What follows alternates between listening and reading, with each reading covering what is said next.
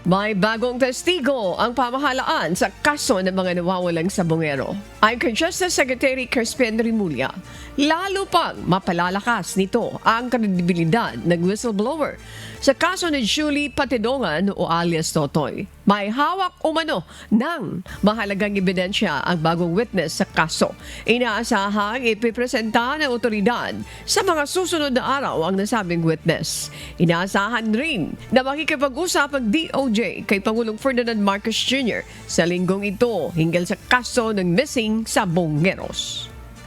Hindi lang to testimonial evidence, may real evidence na involved dito.